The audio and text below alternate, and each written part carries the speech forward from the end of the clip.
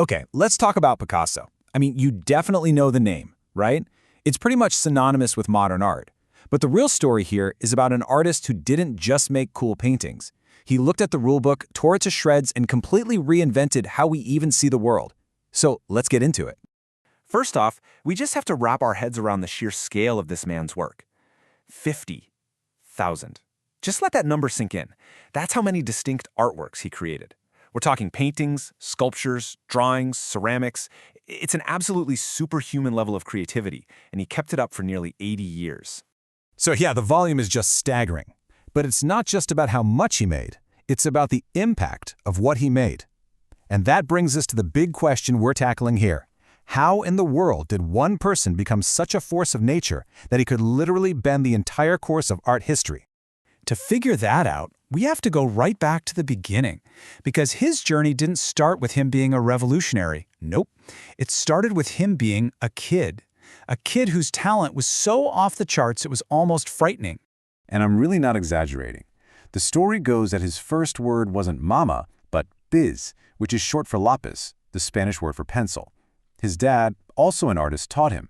But get this, by the time Picasso was in his early teens, he was so good that his father reportedly handed him his own brushes and swore he'd never paint again. But all that genius didn't protect him from hardship. He went through a period of deep struggle. He was poor and grieving the tragic death of a close friend. So what did he do? He channeled all of that despair right onto the canvas. The result was his famous blue period, these hauntingly beautiful paintings, all in shades of blue, capturing the lonely world of the poor and the outcasts. Now here's where things get really interesting. He could have just stayed on that path and become a master of traditional painting, but Picasso wasn't interested in perfecting the past. He wanted to invent the future. And this brings us to the moment he shattered 500 years of artistic tradition, the Cubist revolution. So what even is Cubism? Well, think of it like this.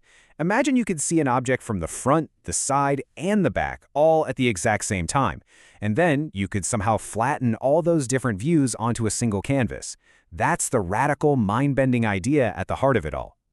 And he didn't do this alone. This was basically a two-man revolution. Picasso and his friend, another brilliant artist named Georges Braque, developed this whole new visual language together. They were like explorers charting a completely unknown territory in art. And this is the bombshell he dropped on the art world. When people first saw it, they were horrified.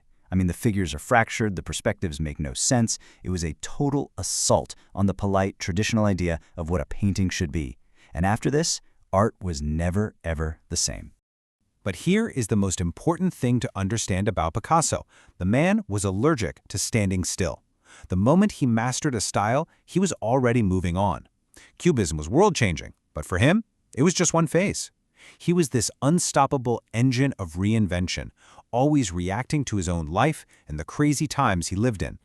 Just look at this incredible range. He goes from those sad blues to the warmer pinks of his rose period when he fell in love. He gets inspired by the raw power of African art, which leads him straight to Cubism. Then after World War I, he pivots to a more classical style, and later on he's diving deep into the strange world of surrealism. He was a true chameleon. You could never pin him down. And this comparison just says it all, doesn't it? On one side, you have the soulful, traditional work from when he was young. On the other, you have this vibrant, complex, totally deconstructed reality from his later years. The only thing that was constant about Picasso was change.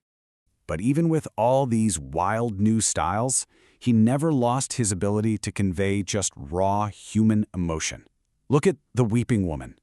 He's using that jagged, harsh visual language not just to experiment, but to show us what deep grief feels like. It's shattered, it's raw, and it's completely falling apart. So when you put all these pieces together, the prodigy, the revolutionary, the constant reinventor, what are you left with?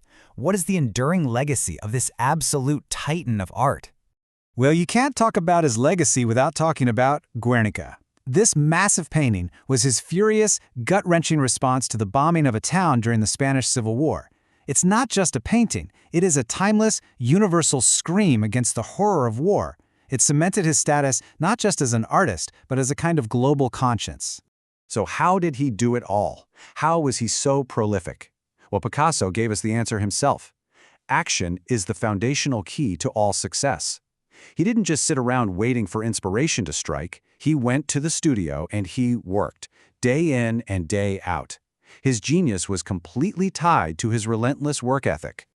So in the end, Picasso's true legacy isn't just a bunch of famous paintings. It's a kind of permission he gave every artist that came after him, and really, all of us, the permission to break the rules, to see the world from more than one angle at once, and to understand that you can keep reinventing yourself. He didn't just paint the world, he showed us entirely new ways to see it.